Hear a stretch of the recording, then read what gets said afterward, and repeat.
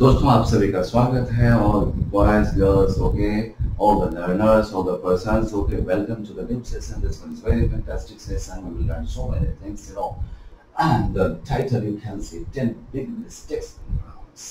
Of course मैंने कोशिश किया है कि 10 वो बड़े मिस्टेक्स लिए जाए प्रोनाउंस के जो बहुत ही वाइटल हैं और ये इक्वली इम्पोर्टेंट है रिटेन स्पोकन या ये कंपटीशन बैंक हो एसएससी वगैरह।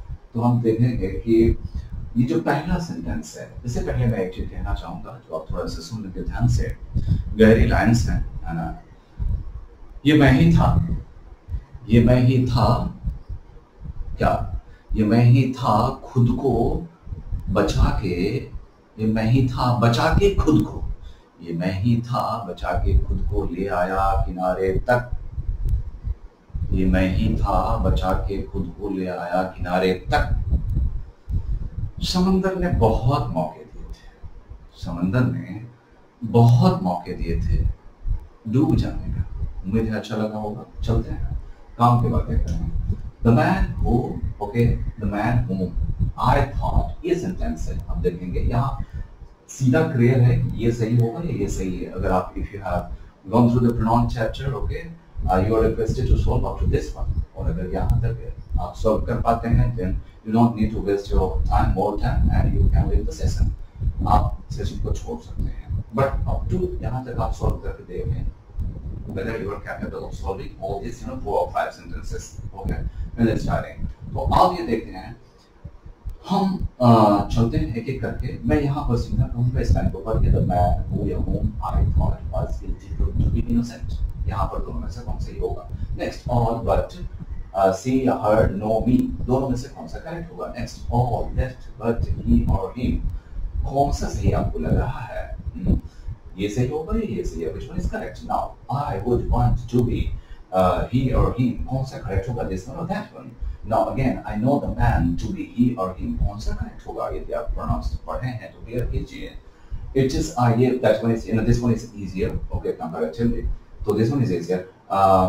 Let you and me, ये अभी easier है और इसके बारे में डिस्कशन होगा। इसमें बहुत सारी चीजें हैं, यहाँ पर भी मैं बहुत सारे पॉइंट डिस्कशन करने वाला हूँ जो आपके बहुत काम आएगा। इससे 3-4 बातें निकल करके आएंगे, इससे भी 3-4 बातें निकल करके आएंगी और इससे भी 3-4 पॉइंट्स निकल करके आएंगे। यहाँ पर दोनों सही है निश्चित रूप से, लेकिन दोनों का जो सेंस होता है वो मैं क्लैरिफाई करूंगा बेहतर तरीके से। अगेन आप जानते हैं कि पर्सनली लोगों का प्रयोग होता है, लेकिन यहाँ पर क्यों नहीं होगा, इससे रिलेटेड पॉइंट्स को भी डिस्कस करेंगे। विदाउट वेस्टिंग फर्दर टाइम चलिए first, okay, moving to the first sentence. यहाँ पर देखिए पहला सेंटेंस क्या है? द मैन, बहुत अच्छा, द मैन, मैंने सोचा, आदमी मैंने सोचा गिल्टी था, बाद में क्या होगा? प्रूव्ड टू इनोसेंट, निर्दोष हो गया, प्रूव्ड साबित हो गया कोर्ट में, court proved to the person to be innocent. Okay, the man, आदमी, द मैन, इसको थोड़ा सा आप ऐसे करके देख लीजिए, मजा आ जाएगा। पहले ही the man who was guilty, the man who was guilty in my eyes, यानी आई थॉट लाइक दैट कि man is guilty, man was guilty. The man I thought was guilty proved to be innocent. अच्छा, इसको जब आप side करते हैं, क्योंकि आपने अपनी नजरों की बात की है कि the man I thought या in my eyes, तो in my eyes को साइड कर दीजिए। एडिशनल फॉर्म से इलिप्टिकल सेंटेंस है, आप इसको साइड करके थोड़ा सा देखिए। The man who was guilty, सीधा आप यहाँ से आइए। The man who was guilty proved to be innocent. आदमी जो दोषी था मतलब एग्जैक्टली कोर्ट ने नहीं किया था, आपकी नजरों में था, यानी I thought, मैंने सोचा, देख लीजिए, मैंने सोचा। Man who was guilty proved to be innocent. उम्मीद करते हैं क्लियर हो गया होगा। अगर नहीं हुआ हो तब कमेंट में, I have many ways to explain. यहाँ पर दूसरा सेंटेंस देखते हैं, इसमें खास बात देखेंगे कि ये बट जो है, ओके, एक्सेप्ट के सेंस में प्रीपोजिशनल यूज है। प्रीपोजिशन यहाँ इसका अर्थ है एक्सेप्ट, मतलब को छोड़ के जिस सेंस में बोलते हैं, ऑल, बट। अब देखिए यहाँ बट का यूज है एक्सेप्ट के सेंस में, प्रीपोजिशन है यहाँ पर ये, और मैं कहूँ कि ये दोनों सही है, कोई दिक्कत नहीं होनी चाहिए। इसके लिए जानना होगा कि जिस किसी भी सेंटेंस में वर्ब अगर एक्सेप्ट के सेंस में यूज हुआ है वहां पर देखना है आपको वर्ब कहाँ है। मेन वर्ब जो है मेन वर्ब किधर है। मेन वर्ब देखिए नो कहाँ है, बाद में आया, after but. Okay, the main verb is coming after but and here see main verb is coming before but, पहले आया है, बट से पहले आया है। अगर वो बाद में आता है दोनों सही है। अगर वो पहले आ गया, मेन वर्ब पहले आ गया बट से, सिर्फ आप ऑब्जेक्टिव केस का इस्तेमाल करेंगे। ऑब्जेक्टिव केस, यहाँ नॉमिनेटिव केस भी सही है, ऑब्जेक्टिव केस भी है, तो याद रखना आपको। अगर मेन वर्ब बाद में आया, बट के बाद में आया, अगर मेन वर्ब बट के बाद में आया, देन नॉमिनेटिव केस भी सही है। बाद में आया तो नॉमिनेटिव केस भी सही है, ऑब्जेक्टिव केस भी सही है। अगर मेन वर्ब पहले आ गया बट से, तो सिर्फ और सिर्फ ऑब्जेक्टिव केस सही है।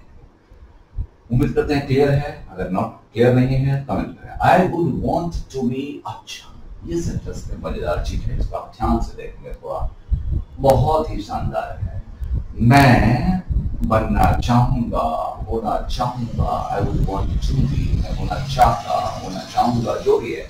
I would want to be, है ना, I would like to be, I would want to be, है ना, मैं बनना चाहूंगा। क्या बनना चाहेंगे आप? यही बनना चाह रहा है ना कुछ। ये अब हम अपनी फीलिंग्स की बात नहीं करते हैं, अगर सिर्फ जो है प्रैक्टिकल यूज वर्ड का देख रहे हैं। ये जो देख रहे हैं आप, यही बनना चाह रहा है ना। ये जो वर्ड आई, ये बनना चाह रहा है कुछ, बनो भाई, किसने रोका? Nobody is going to stop you. तो ये जो आई है वो कह रहा है कि मैं तो वह बनना चाहता हूँ। I would want to be, मैं वह बनना चाहता हूँ। आप बनिए, you can be, nobody is stopping, but आप अपनी चाल मत चेंज कीजिए। ग्रामर में जो है अपना कास्ट मत चेंज कीजिए, अपना केस मत चेंज कीजिए। आप आई का जो केस है नॉमिनेटिव केस है, नॉमिनेटिव केस में ही रहिए ना। आप बनिए, आप बनिए, जो बनना चाहता है बनिए, लेकिन नॉमिनेटिव केस ही रहिए। आप बन जाइए, रोका नहीं, चाल मत। Nominative case, nominative case. Again इस वाक्य में देखते हैं, I know the man to be, मैं जानता हूँ उस आदमी को, लेकिन वो है कौन? I know the man to be, मैं उस आदमी को किस रूप में जानता हूँ? अरे वो तो वो था। आई नो द मैन, वो जो आदमी है, आई नो द मैन, वो तो मैंने समझा कि वो है। I know the man to be, मैं उसे उस रूप में जानता हूँ। ठीक है, आप किसके बारे में चर्चा कर रहे हैं? इस मैन के बारे में कि वो कुछ और है, टू बी है। I know the man to be, I know the man to be है, मैं तो उसे उस रूप में जानता हूँ, तो वो था। ठीक है, the man यहाँ पर ऑब्जेक्ट के रूप में है। इस मेन वर्ब का आप देखेंगे, मेन वर्ब का ऑब्जेक्ट के रूप में है, और इसको आप कह रहे हैं कि वो कुछ और है, कुछ है। ऑब्जेक्टिव केस कुछ होगा, ऑब्जेक्टिव केस में ही रहेगा, ऑब्जेक्टिव केस होगा, ऑब्जेक्टिव केस नहीं रहेगा। चूंकि यहाँ द मैन जो है ऑब्जेक्टिव केस में है, सब्जेक्टिव में भी रहेगा तो वही होगा, लेकिन यहाँ वर्ब के बाद आया है तो आप जानते हैं ये ऑब्जेक्टिव केस में है। और ऑब्जेक्टिव केस कुछ हो रहा है, कुछ है, संभावना है, कुछ भी है, ऑब्जेक्टिव केस में रहेगा। उम्मीद करते हैं आपको डायरेक्ट समझ में आ रहा होगा। नहीं समझ में आ रहा मुझे बोलिए, मेरे पास है बहुत सारे रास्ते। इट्स या इट वाज जो भी कहिए, इट इज आई कहिए, इट इज यू कहिए, इट इज दे कहिए, इट इज वी कहिए, इट इज राम कहिए, इट इज श्याम कहिए, जो भी कहिए। आप जानते हैं कि इट इज इस तरह से जो है एक थोड़ा जोर देने के लिए, मैं ही था जिसने तुम्हारी मदद की। It was I who helped you, it was I who helped you. यहाँ पर देखिए, आप जानते हैं कि इट इज, यहाँ पर ये पर्सन है ना, तो पर्सन के लिए जब यूज होगा आप जानते हैं हु का प्रयोग होगा। पर्सन हो, पर्सनल प्रोनाउन हो, आप देख लीजिए हु का प्रयोग होगा। ठीक है, बहुत अच्छा, कोई दिक्कत नहीं है। लेकिन यहाँ पर जो वर्ब आएगा वो आपके इस एंटीसीडेंट है। हु जो है यहाँ रिलेटिव प्रोनाउन है, it is I who. Excuse me, excuse me.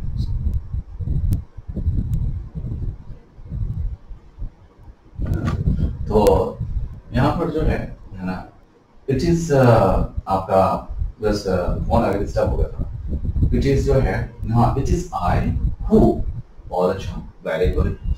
तो आप जानते हैं कि ये रिलेटिव प्रोनाउन है, चूंकि ये आई को इंडिकेट कर रहा है। इट इज आई, मैं, जो मतलब मैं ही, जो मींस मैं ही। तो तो इंडिकेट कर रहा है मेरे को ही, वो पीछे वाला जो वर्ड है उसी को इंडिकेट कर रहा है, रिलेट कर रहा है, इसलिए रिलेटिव प्रोनाउन है, कंजंक्शन का भी काम करता है, कनेक्टिव प्रोनाउन भी करते हैं, वो सब बात की बात है। यहाँ देखना है आपको कि यहाँ ये जो हु से पहले जो एंटीसीडेंट आता है, हु से पहले जो एंटीसीडेंट आता है उसी के हिसाब से यहाँ पर आता है। तो इट इज आई हु, तो आई के साथ तो इज नहीं लगेगा, क्या लगेगा बताइए? एम तो लग सकता है, यहाँ पर एम तो लग सकता है, तो आप यहाँ एम लगा दीजिए। आई के साथ वाज लगता है, वाज लगा दीजिए, जरूरत के हिसाब से। सेंटेंस में आपको देखना होगा जरूरत क्या है, वाज लगा सकते हैं आप, अगर चाहे आप वाज लगा दीजिए, जरूरत होता है। सेंटेंस के हिसाब से अगर जरूरत पड़ी तो आई के साथ क्या लगाते हैं, हैव लगाते हैं, तो हैव लगाइए। और बड़ी तो ये रहा आपका। और इसमें तो ये देख लीजिए, it is I who am होगा, चूंकि जो वर्ड होगा ये आगे वाला वो एंटीसीडेंट, हु के पहले वाला जो वर्ड होगा, जो नाउन है प्रोनाउन, उसके हिसाब से आगे का वर्ड होगा। अब बात करते हैं हम बात करते हैं इस सेंटेंस को, मेरे वो समझ में आ गया होगा ना। दूसरी बात ये भी मैं कहना चाहूंगा, इट इज मी भी आप कर सकते हैं पोलिटिकल लैंग्वेज, स्पोकन में, ओके, इनफॉर्मल लैंग्वेज में इट इज मी का भी प्रयोग करते हैं। और लेकिन इसका मतलब ये नहीं है कि आप इट इज हिम भी बोलने लगे, इट इज हर भी बोलने लगे, इट इज देम भी बोलने लगे, इट इज कुछ भी बोलने नहीं। इट इज मी सिर्फ एक्सेप्टेबल है ना, टिल देन ग्रामर में इट इज मी आप बोल सकते हैं। और जब रिटर्न की बात आएगी तो आप निश्चित रूप से इट इज आई ही बोलेंगे, या इट वाज आई ही बोलेंगे, या इट विल बी आई ही बोलेंगे, जो भी है। लेट यू, अब यहाँ देखते हैं लेट यू एंड मी। आप जानते हैं कि लेट जो है, लेट के बाद नॉर्मली आप ऑब्जेक्टिव केस का इस्तेमाल करते हैं, तो यू एक ऑब्जेक्टिव केस में है, यहाँ पर ऑब्जेक्टिव केस में मी होगा, इसमें कोई कंफ्यूजन था भी नहीं, तो ये आई तो हो नहीं सकता, ठीक है। Let you and me do this work, चलो ये हम दोनों मिलकर के काम करते हैं। इसमें देखिए कि यू पहले आया है, मी बाद में आया है। आप ऐसा नहीं कि मी पहले रखते और यू बाद में। इसमें आपको बखूबी पता होगा 231 का जो रूल होता है प्रोनाउन का, दो मिस हो गया सेकंड पर्सन, अर्थात जिसको आप यू कहते हैं, सिंगुलर और प्लूरल दोनों होता है। इसका एक आदमी भी तुम, मतलब एक आदमी को भी तुम बोलते हैं, ज्यादा हो गया। यहाँ थर्ड पर्सन मतलब आप जानते हैं कि ये जो होता है, ही हो जाता है, सी हो जाता है, दे हो जाता है, ये थर्ड पर्सन की बात कर रहे हैं। अगर आप वन मिस हो गया फर्स्ट पर्सन, जिसको आप आई बोलते हैं, वी बोलते हैं।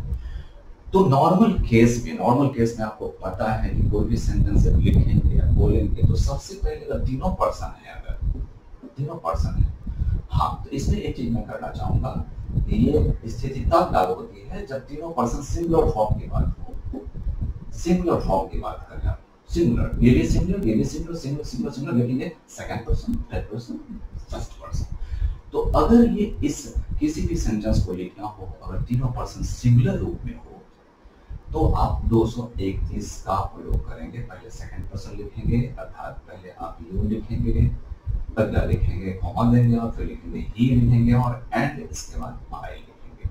और इसके बाद जो प्लूरल, चूंकि सुबह लिखा गया तो प्लूरल हो गया, तीन चीजें जुड़ गई, तो आप यहाँ पर आर का ही प्रयोग करेंगे, यहाँ पर हैव का ही प्रयोग करेंगे। ये तो कहने की जरूरत नहीं है, ठीक है ना। तो ये हो गया आपका, है ना। और एक और खास बात है, तो ये 231 हो गया। लेकिन कभी होता है कि किसी सेंटेंस से ये पता चले कि तीनों पर्सन है, लेकिन वो अपनी गलती स्वीकार कर रहा है ना, उसका कोई फॉल्ट था, उसका कोई पश्चाताप है ना, अफसोस जाहिर कर रहा है, भूल स्वीकार कर रहा है, पाप स्वीकार कर रहा है, तो उसमें ये फॉर्मूला नहीं लागू होगा उस समय में, है ना।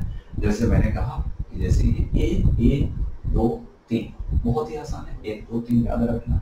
कब? जब भूल, कोई भी देखिए हमारे संस्कार में भी है कि जब बहुत सारे लोग होते हैं, कोई भी 3 बंदा है मान लीजिए, तो हमारे बगल में जो रहता है उसको कहते हैं चलिए आप पहले आप बैठिए, मतलब सेकंड पर्सन का यूज करते हैं। फिर इसके बाद बोलते हैं अरे हमारे बढ़ जाए, अरे आप यहाँ चलिए, मैं तो बैठूंगा यहाँ पर। थर्ड पर्सन देखिए आप उसको बोलते हैं, लास्ट में आप खुद को प्रतिस्थापित करते हैं, विराजमान करते हैं। ये संस्कार भी है हमारे। रही बात जब गलती हो तो मॉडल बनता है, अगर कोई गलती हो तो हमारा मॉडल बनता है, क्या बनता है? मोरलिटी है हमारा, मोरल कर्तव्य बनता है। पहले आप अपनी गलती स्वीकार कीजिए, फिर वो जो नजदीक वाला बंदा है स्वीकार करे और फिर बाद में। तो ये मैंने फिलॉसफी दिया है इसको, ऐसा नहीं कुछ लिखा नहीं होगा, फिलॉसफी मैंने दिया है, हो सकता है आपको सेटिस्फाई करता हो। तो ये हो गया। तो ये नहीं आप जब कहेंगे आई, यू कहेंगे, एंड देन एंड लगा करके ही कहेंगे, एक्सेप्ट माय फॉल्ट, एक्सेप्ट। और यहाँ पर देखिए चूंकि तीनों पर्सन आ गया तो यहाँ पर आवर का प्रयोग, तो तीनों पर्सन के लिए जो है तो यहाँ पर जो है आवर का प्रयोग करेंगे। क्यों, इसकी भी चर्चा करेंगे, लेकिन प्रोनाउन चैप्टर में होता क्या है कि देखिए तीनों पर्सन जो है और आगे किसी वजह से प्रोनाउन का इस्तेमाल करना पड़ेगा आपको, है ना। तो आपको या एडजेक्टिव वजह से एडजेक्टिव का इस्तेमाल करना पड़ेगा। तो इसमें आई विनर रहता है आगे की यूज के लिए। यहाँ पर तो फॉर्मेट यही रहेगा 1 2 3, लेकिन आगे आवर, अगर ये नहीं रहेगा तो ये विनर बन जाता है। अगर ये नहीं है यहाँ पर तो यहाँ पर दोनों रहता, प्लूरल ही होता तो यहाँ योर हो जाएगा।